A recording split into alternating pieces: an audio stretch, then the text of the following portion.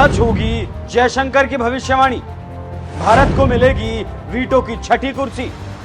Veto पर भारत के साथ दुनिया, चीन में झटपटाहट।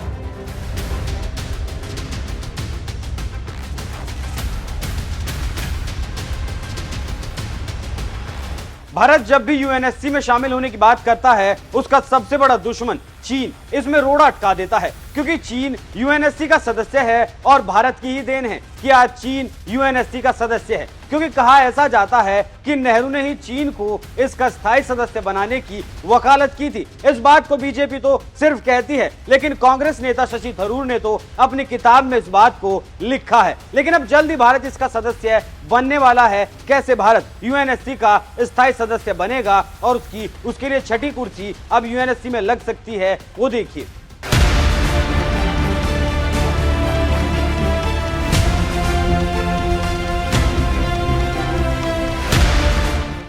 नमस्कार, एनएमएफ न्यूज देख रहे हैं आप। मैं हूं आपके साथ अभिषेक पुंडी।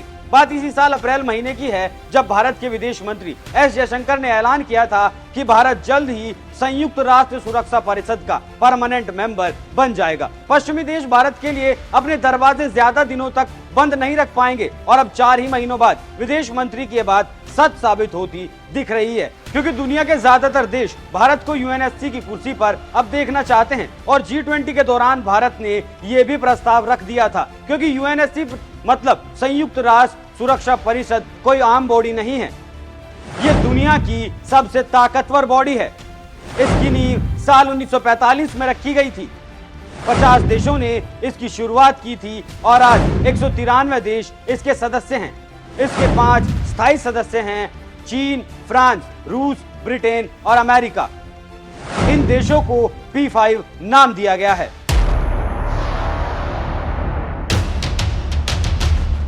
अब आप सोच रहे होंगे कि आखिर ये इतनी मजबूत बॉडी क्यों मानी जाती है और इसकी इतनी चर्चा क्यों चल रही है। दरअसल संयुक्त राष्ट्र सुरक्षा परिषद यानी यूएनएससी संयुक्त राष्ट्र के 6 प्रमुख अंगों में से एक है। ये यूएन में सबसे पावरफुल संस्था मानी जाती है, क्योंकि इसके ऊपर अंतर्राष्ट्रीय शांति और सुरक्षा को सुनिश्चित करने और संयुक्त राष्ट्र चार्टर में किसी भी बदलाव को मंजूरी देने की जिम्मेदारी होती है। इसमें किसी भी प्रस्ताव को पास कराने के लिए इन 5 देशों की अनुमति जरूरी होती है। अगर एक भी देश किसी बात पर इनकार कर दे तो प्रस्ताव खारिज कर दिया जाता है। भारत का जोर है कि ये 5 देश 7 दशक से स्थायी सदस्य बने हुए हैं, लेकिन आज तक इसमें कोई बदलाव नहीं किया गया। लेकिन बदलती दुनिया के साथ इसमें और देशों को भी शामिल अब किया जाना चाहिए। पाकिस्तान का दोस्त तुर्की भी भारत के साथ। यूएनएससी में जब भी कोई बात भारत के लिहाज से आती थी तो पाकिस्तान का दोस्त तुर्की भारत का अक्सर विरोध करता था। लेकिन पता है अब तुर्की का क्या कहना है। तुर्की के राष्ट्रपति तैयब एर्दोगन ने कहा है, अगर भारत जैसा देश संयुक्त राष्ट्र सुरक्षा परिषद का स्थायी सदस्य बनता है तो तुर्की को गर्व होगा। दुनिया 5 से भी बड़ी है। हम सुरक्षा परिषद में सिर्फ 5 को नहीं रखना चाहते हैं। ये वही तुर्की है जो कश्मीर मुद्दे पर खुलकर पाकिस्तान का साथ देता है और कश्मीर मुद्दे पर हमेशा भारत का विरोध करता आया है। लेकिन आज जो हालात बदले हैं, शायद उसका कारण बताने की जरूरत नहीं है। G20 के बाद दुनिया ने भारत की तस्वीर देखी है, बदलती हुई तस्वीर देखी है, और वो तस्वीर क्यों बदली है वो भी सुनिए।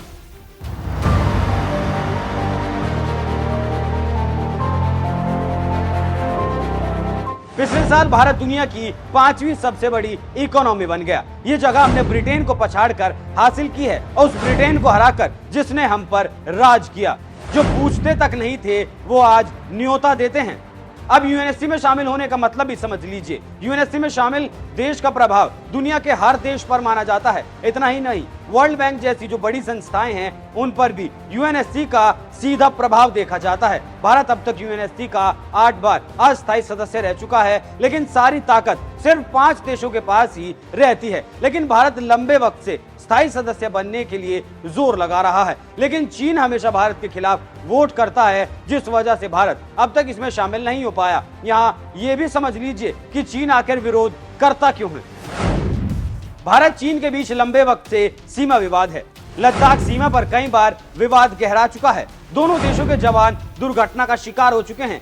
चीन पाकिस्तान का दोस्त है और पाकिस्तान भारत का दुश्मन है। भारत अगर यूएनएससी में आया तो चीन अलग थलग पड़ जाएगा। भारत अगर यूएनएससी में शामिल होता है तो चीन की यूएनएससी में हालत कमजोर हो जाएगी, क्योंकि रूस से भारत की पुरानी दोस्ती है और चीन रूस की जमीन को अपना बताकर उसकी पीठ में छुरा घोंपने का काम कर रहा है। ब्रिटेन, अमेरिका और फ्रांस भी भारत के नजदीक हैं, तो ऐसे में कहा जा सकता है कि यूएनएससी में अगर भारत शामिल होता है तो चीन अलग थलग पड़ जाएगा। और कहना यह भी गलत नहीं होगा कि भारत अगर यूएनएससी का सदस्य बनता है तो इस संस्था का वो सबसे मजबूत सदस्य होगा। बाइडेन ने की भारत की वकालत। G20 में मोदी बाइडेन की मुलाकात में बाइडेन का कहना था, ग्लोबल गवर्नेंस में ज्यादा लोगों की साझेदारी और प्रतिनिधित्व होना चाहिए। हम यूएन सिक्योरिटी काउंसिल में भारत को परमानेंट मेंबर बनाए जाने का समर्थन करते हैं और 2028-29 भारत ने अस्थायी सदस्य बनने का स्वागत करते हैं।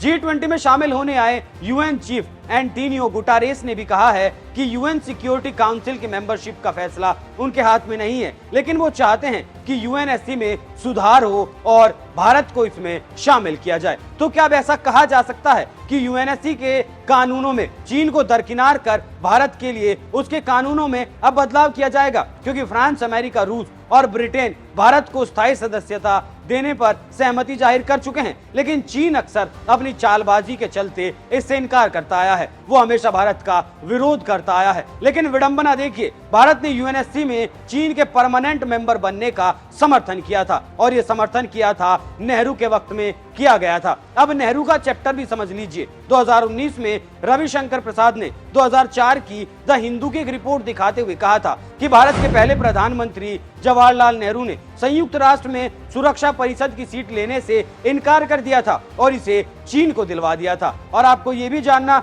चाहिए कि द हिंदू ने इस रिपोर्ट को छापने के लिए किसका हवाला लिया, तो आपको बता दें, इस रिपोर्ट को छापने के लिए शशि थरूर की किताब का हवाला लिया गया था।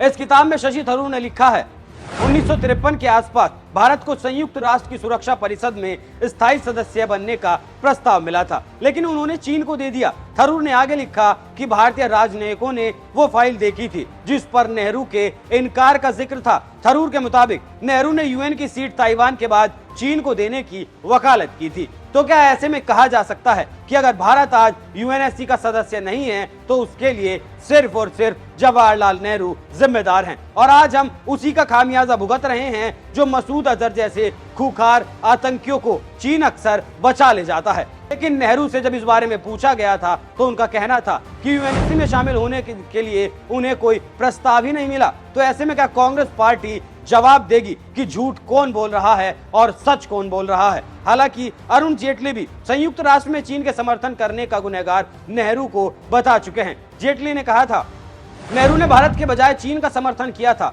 कश्मीर और चीन पर एक ही व्यक्ति ने बड़ी गलती की। अरुण जेटली ने ट्वीट कर 2 अगस्त 1955 को नेहरू की तरफ से मुख्यमंत्रियों को लिखी चिट्ठी का इसके लिए हवाला दिया था। इतिहास क्या कहता है? ऐसा कहा जाता है कि 1950 के दशक में भारत संयुक्त राष्ट्र की सुरक्षा परिषद में चीन को शामिल किए जाने का एक बड़ा समर्थक था और उस वक्त ये सीट ताइवान के पास मौजूद थी। खुद थरूर इस बात को अपनी किताब में लिखते हैं कि भारत के प्रधानमंत्री जवाहरलाल नेहरू थे जिन्होंने संयुक्त राष्ट्र में स्थायी सदस्य बनाए जाने को लेकर पीपल्स रिपब्लिक ऑफ चाइना की वकालत की थी। इस बात को कुछ और लोगों का भी कहना है कि दोनों देशों के बीच उस वक्त तनातनी चल रही थी, लेकिन नेहरू ने चीन को खुश करने के लिए ये कदम उठाया था। तो अगर ऐसा मान भी लिया जाए कि नेहरू ने चीन को खुश करने के लिए ऐसा किया था, तो चीन खुश है, तो वो 1955 के बाद भारत से युद्ध क्यों लड़ चुका है? उस वक्त भारत की जमीन पर कब्जा कर चुका है। आज भी अरुणाचल प्रदेश को लेकर आंख दिखाता है, लेकिन आज के वक्त में उसे खुश करने की कोशिश नहीं की जाती। उसे माकूल जवाब दिया जाता है, सीमा पर सेना को तैनात किया जाता है, जिससे घबराकर चीन अक्साई चीन में बंकर बनाने में जुटा है। और जो राहुल गांधी आज कहते फिरते हैं कि चीन ने उनकी भारत की जमीन पर कब्जा कर लिया है, वो लद्दाख के एलजी के फैक्ट्स को देख लें, उन्हें समझ आ जाएगा। अब यूएनएससी को लेकर आज की स्थिति ऐसी क्यों है वो भी समझ लीजिए। ताकत बढ़ती है तो चाहत भी बढ़ती है। जब भी किसी देश की ताकत बढ़ती है तो उसकी चाहत भी बढ़ती है, महत्वाकांक्षा भी बढ़ती है। भारत के साथ भी बिल्कुल ठीक वैसा ही है। इस वक्त सैन्य मामलों में, अर्थव्यवस्था के मामले में भारत एक बड़ी ताकत बनकर उभरा है। इसलिए भारत पिछले कुछ वक्त से लगातार विश्व पटल पर अपनी भागीदारी को बढ़ाने की बात करता आया है और यूएनएससी में स्थायी सीट मांगना भी इसी का कारण है। भारत के नेता दुनिया के सबसे बड़े मंचों से इसकी वकालत करते हैं और जब से मोदी ने देश की कमान संभाली है तब से मांग ज्यादा पुरजोर तरीके से उठाई जाती है। अब भारत की बढ़ती ताकत, नेहरू ने जो किया है और आज दुनिया जैसे हिंदुस्तान के साथ उसकी मांग के साथ खड़ी है और चीन जिस कदर बौखलाया है, उस पर क्या राय रखते हैं? अपनी राय हमें कमेंट कर जरूर बताएं। नमस्कार।